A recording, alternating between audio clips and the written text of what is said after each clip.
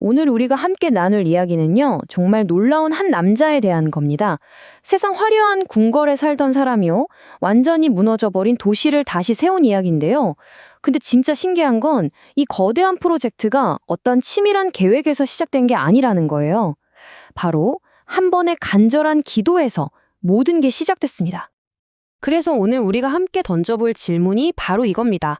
도대체 어떻게 한 사람의 그 진심 어린 기도가 완전히 무너진 나라를 다시 세우는 그런 기적을 만들어낼 수 있었을까요? 자, 그 놀라운 이야기 속으로 지금부터 함께 들어가 보시죠. 자, 먼저 배경부터 좀 살펴볼게요. 때는 기원전 5세기. 이스라엘 백성들이 바벨론 포로에서 돌아온 지 좀 지난 시점이에요. 그런데 재밌는 건 이야기의 시작이 폐허가 된 예루살렘이 아니라는 겁니다. 바로 당시 세계 최강대국이었던 페르시아 제국의 심장부, 화려한 수산궁에서부터 시작돼요. 그럼 주인공 느헤미야는 어떤 사람이었을까요? 그는 페르시아 제국의 아닥사스다 왕의 술관원이었어요. 이게 그냥 술 시중드는 역할이 아니고요. 왕의 음식에 독이 들었는지 먼저 맛보는, 그러니까 왕의 목숨을 책임지는 최측근 경호원이자 가장 신뢰받는 조언자였습니다. 어마어마한 자리죠. 그가 누리던 이 권력과 안정, 바로 이게 그가 곧 기꺼이 내려놓게 될 것들이었습니다. 그렇게 궁에서 안정된 삶을 살던 어느 날이었어요. 고향 유다에서 온 친척에게서 정말 가슴 아픈 소식을 듣게 됩니다. 예루살렘 성벽은 다 무너지고 성문은 불타버렸고 남아있는 백성들은 엄청난 고통과 수모를 겪고 있다는 거였죠. 이 소식 한마디에 느헤미야의 안락했던 세상이 와르르 무너져 내렸습니다. 자, 여러분, 이런 충격적인 소식을 들었을 때 리더인 느헤미야가 가장 먼저 한 일이 뭘까요? 보통은 아마 긴급 대책회의를 소집하거나 어떻게 해결할지 계획부터 세웠겠죠? 그런데 느헤미야는 달랐어요.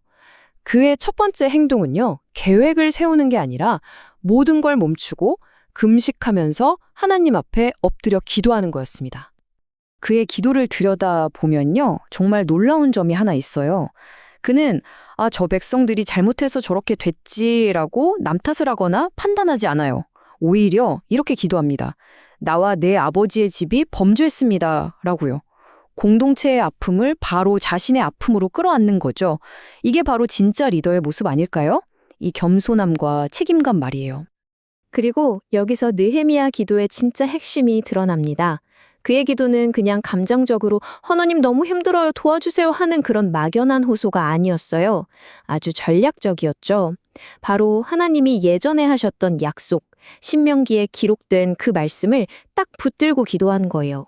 하나님, 백성들이 잘못해서 흩어지더라도 다시 주님께 돌아오면 모아주신다고 약속하셨잖아요. 하고 말이죠.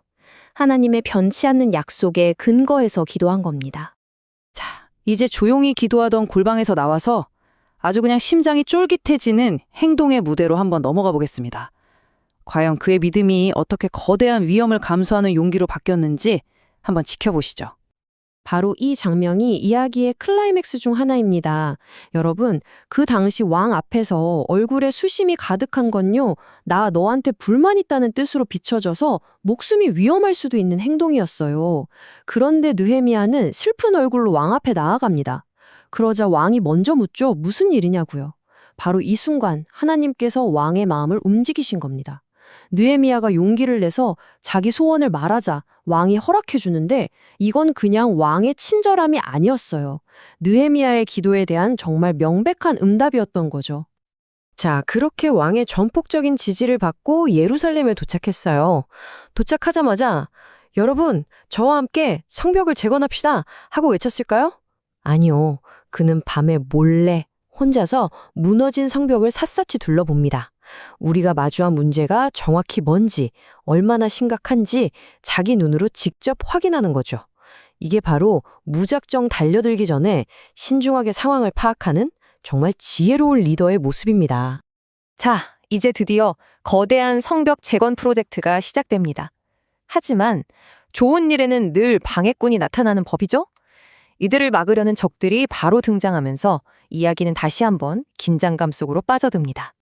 느헤미야의 리더십 아래 정말 놀라운 일이 벌어집니다. 대제사장을 시작으로 귀족, 상인, 평범한 주민들까지 정말 각계각층의 모든 사람들이 한마음 한뜻으로 자기 집 앞 성벽부터 고치기 시작한 거예요. 누가 해주겠지가 아니라 내일이다라고 생각한 거죠.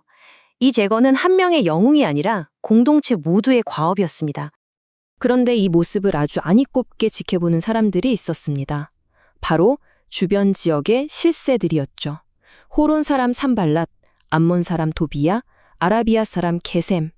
이 사람들은 예루살렘이 다시 강해지는 걸 원치 않았어요. 자기들의 정치적 입지가 좁아질까봐 두려웠던 겁니다. 이들이 이제 본격적으로 방해 공작을 펼치기 시작합니다. 이들의 방해는 정말 다각도로 들어옵니다.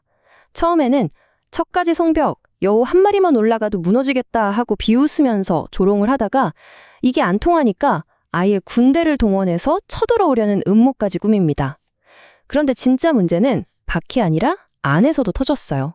가난한 사람들이 부자들에게 고리대금업으로 착취당하면서 백성들 사이에 신박한 갈등이 생긴 거죠.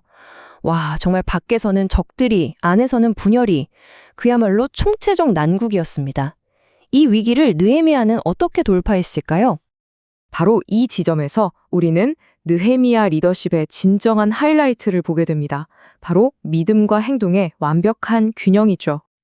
느헤미야의 전략은 정말 기가 막힙니다. 그는 한편으로는 우리가 우리 하나님께 기도하며 라고 말하면서 철저히 하나님을 의지해요. 그런데 그걸로 끝이 아니었어요. 동시에 그들로 말미암아 파수꾼을 두어 주야로 방비했다고 합니다. 그러니까 기도할 건 기도하고 준비할 건 철저히 준비한 거죠. 백성들을 무장시키고 보초를 세웠어요. 믿음으로 용기를 주면서도 현실적인 대비를 소홀히 하지 않은 겁니다. 이 둘의 완벽한 조화, 이게 바로 느헤미야 리더십의 핵심이었어요. 그래서 우리가 기억하는 바로 그 유명한 장면이 탄생합니다. 일하는 사람들이 한 손에는 성벽을 쌓는 도구를 들고 다른 한 손에는 적들을 막을 무기를 든 채로 일하는 모습이죠. 와, 정말 대단하지 않나요? 이 모습이야말로 모든 어려움에도 불구하고 끝까지 사명을 완수하겠다는 그들의 의지를 보여주는 정말 강력한 상징이 되었습니다. 자, 그렇다면 이 모든 기도와 싸움의 결과는 어땠을까요? 이렇게 온갖 방해와 위협 속에서 과연 성벽 재건엔 얼마나 걸렸을까요? 놀라지 마세요. 단 52일이었습니다. 52일 만에 이 거대한 공사를 끝내버린 거예요. 이건 정말 인간의 힘으로는 설명하기 힘든 기적과도 같은 일이었습니다. 느헤미야의 이야기는 단순히 수천 년 전의 옛날 이야기로 끝나지 않습니다. 오늘 바로 우리에게 이렇게 묻고 있는 것 같아요. 지금 당신의 삶에서, 당신의 공동체에서 무너져 있는 성벽은 무엇인가요? 그리고 그것을 다시 세우기 위해 우리는 느헤미야처럼 어떤 기도를 시작하고 또 어떤 현실적인 행동을 시작해야 할까요? 오늘 이 이야기가 여러분 각자에게 깊은 울림이 되었으면 좋겠습니다.